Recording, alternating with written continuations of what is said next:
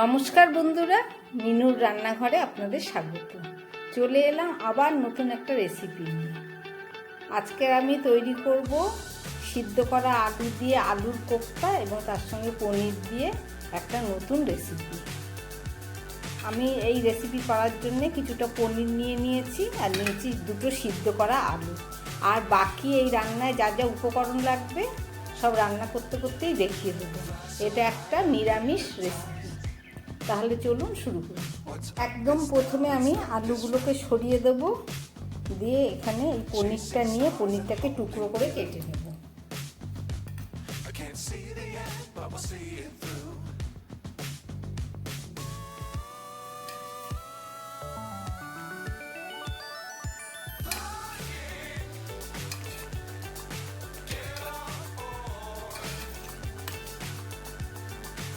এখানে 150 মতো পনির আছে। পনিরগুলো আমি টুকরো টুকরো করে নিলাম। এইবারে এই পনিরের মধ্যে আমি দিয়ে দেবো একটু বড় আছে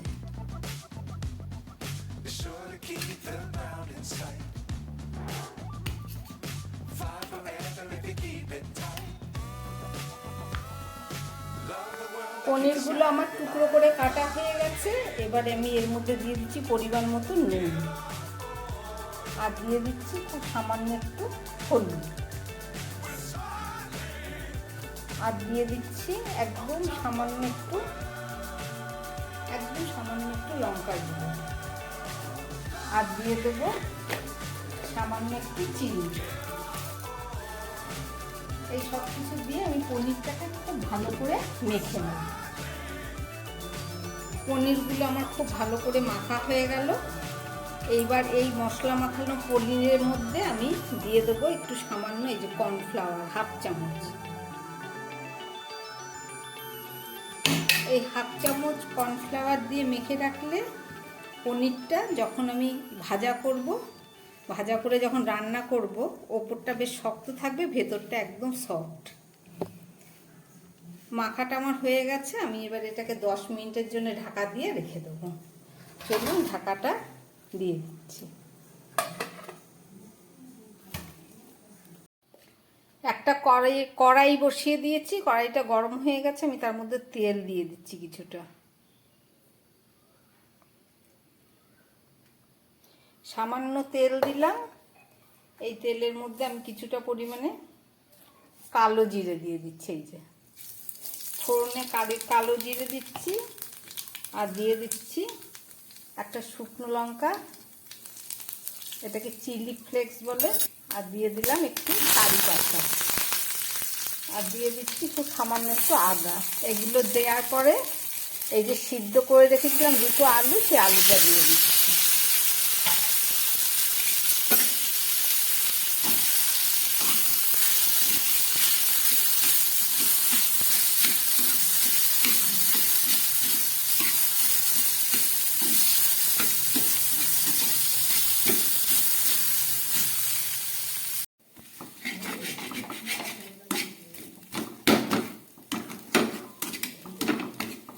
কারি পাতা, শুকনো লঙ্কার কালো জিরে ফোড়ন দিয়ে আমি সিদ্ধ করা আলুটা এর মধ্যে দিয়ে দিয়েছি, আর দিয়েছি সামান্য একটু গ্রেট করা আদা।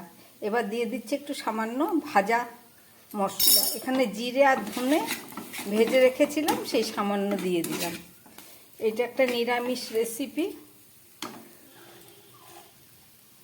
আর দিয়ে দিচ্ছি পরিমাণ মতো নুন।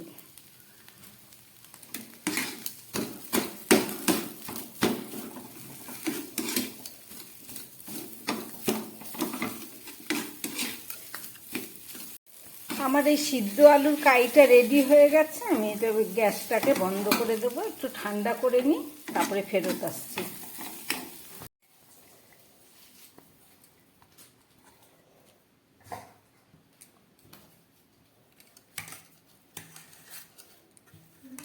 এটাকে একটু ঠান্ডা করে নিই, তারপরে ফেরত এসে দেখাচ্ছি।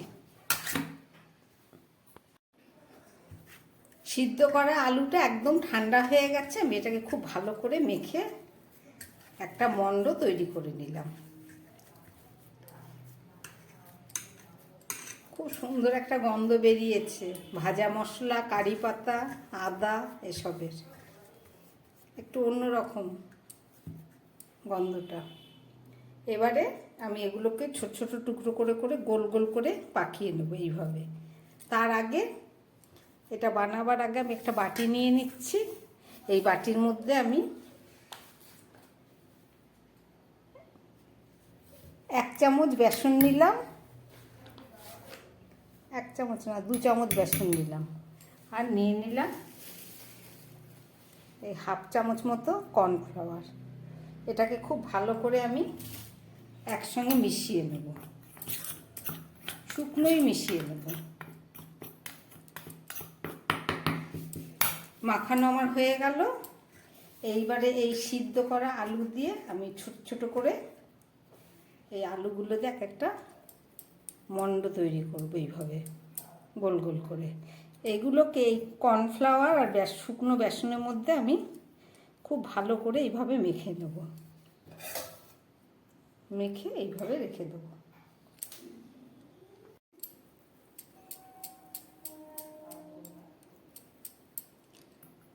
আবার এই বেসন আর কর্নফ্লাওয়ারের মধ্যে আমি খুব ভালো করে এটাকে মাখিয়ে নেব।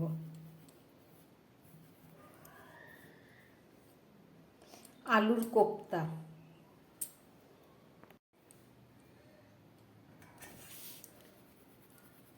এইভাবে আলুর কোপ্তাগুলোকে শুকনো কর্নফ্লাওয়ার আর বেসনের মধ্যে আমি ভালো করে মাখিয়ে নিচ্ছি। এই কোপ্তাগুলোকে চাইলে চ্যাপটাও করা যায়, কিন্তু আমি এটা গোল গোলই রাখবো।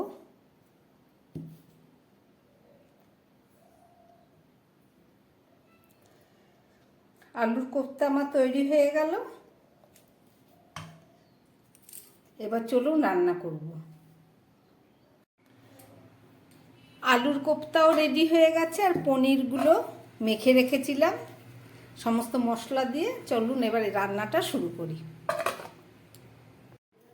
একটা কড়াই বসিয়ে দিয়েছি, তার মধ্যে আমি দিয়ে দিচ্ছি সাদা তেল। এটা ফরচুন সয়াবিন অয়েল আছে।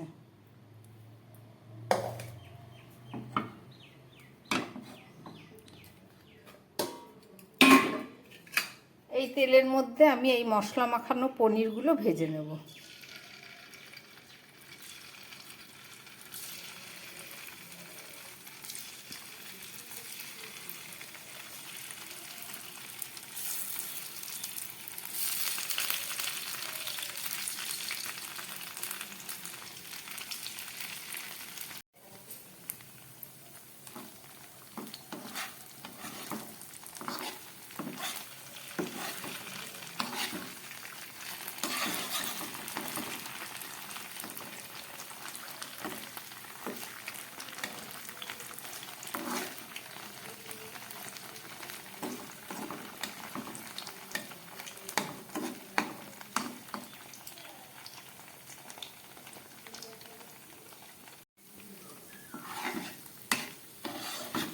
পনিরগুলো ভাজা হয়ে গেছে, আমি এবার তুলে ফেলছি।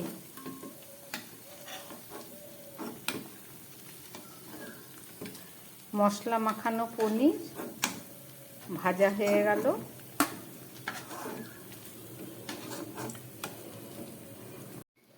পনির ভাজা আমার রেডি হয়ে গেছে। এবার এই তেলের মধ্যে আমি আলুর কোপ্তাগুলো ভেজে নেব। গ্যাসটা একদম লোয়ে করে দিই।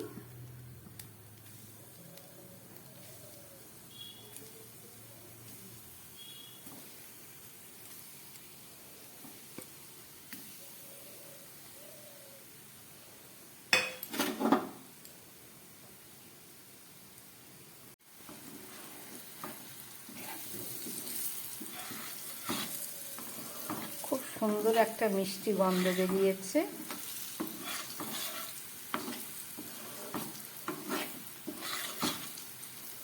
নেড়ে চেড়ে আলুর কোপ্তাগুলোকে খুব ভালো করে ভেজে নিতে হবে।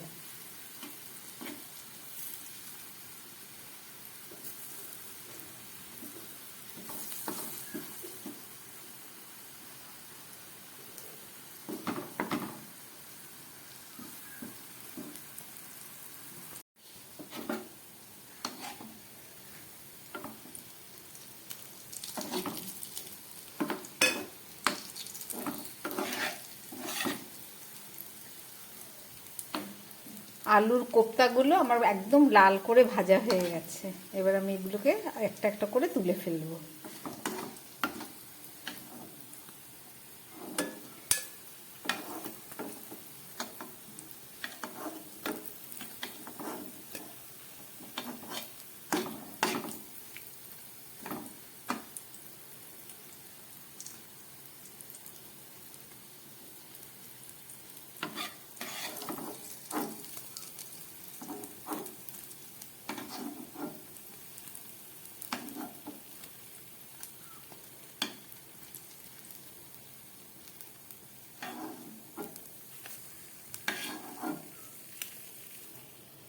এই যে আমার আলুর কোপ্তা একদম রেডি হয়ে গেছে। এই কোপ্তা ভাজার তেলের মধ্যে আমি সামান্য একটু সর্ষের তেল দিয়ে দিচ্ছি।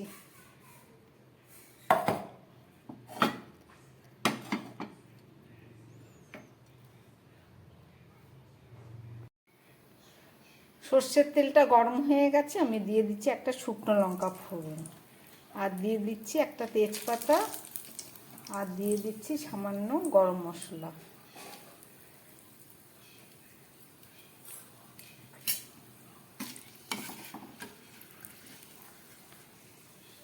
এই তেলের মধ্যে দিয়ে দিচ্ছি আমি 1 চামচ ছোট আদা বাটা।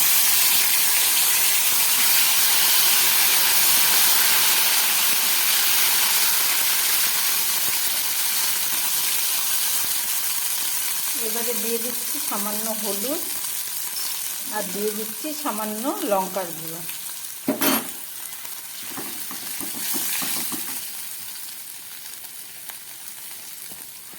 আর দিয়ে দিচ্ছি 1/2 চামচ ধনের গুঁড়ো।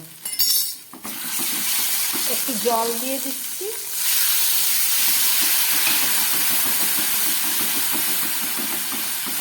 নাহলে মশলাটা পুড়ে যাচ্ছিল।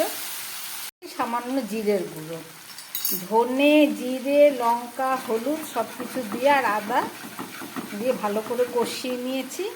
এবার আমি 5-6টা মতো কাজু পেস্ট করে নিয়েছি, সেটা দেব। 5-6টা কাজু পেস্ট করে রেখেছিলাম, কাজু পেস্ট দিলাম। গ্যাসটা আমি মিডিয়ামে করে দিচ্ছি।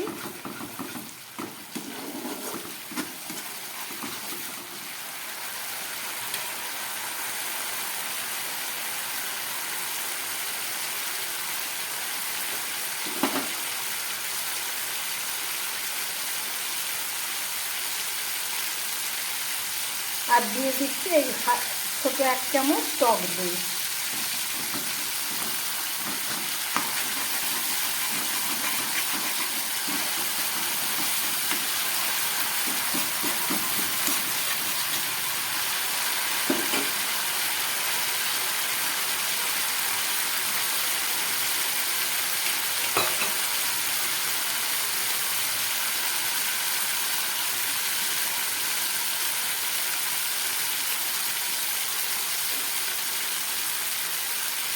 দিয়ে দিচ্ছি খুব সামান্য পরিমাণ নুন।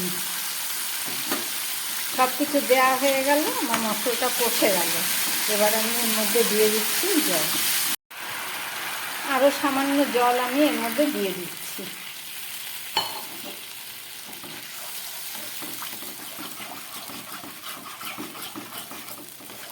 কাজু, টক দই, জিরে, ধনে, আদা সব নিরামিষের যা মশলা সব কিছু দিয়েছি।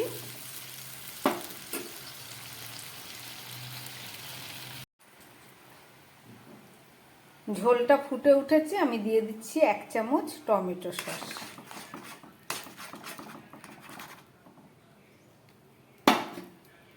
এইবারে এই ফুটন্ত ঝোলের মধ্যে আমি সমস্ত পনিরগুলো দিয়ে দিচ্ছি।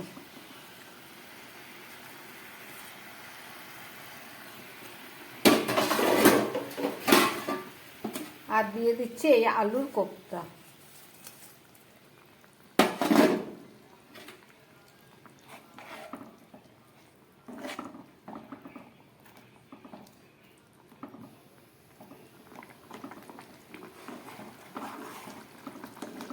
আলুর কোপ্তা দিলাম আর পনির দিলাম। ঝোলটা ফুটে উঠেছে। এবার আমি গ্যাসটাকে কমিয়ে 2 মিনিটের জন্য রান্না করে নেব।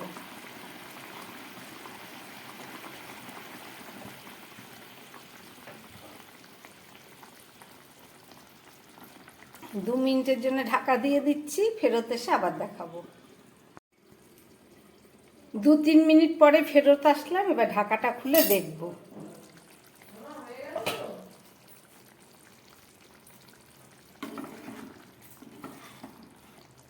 কোপ্তা পনির তো আগেই এগুলো ভেজে সিদ্ধ হয়ে গেছে, রান্নাটাও হয়ে গেছে।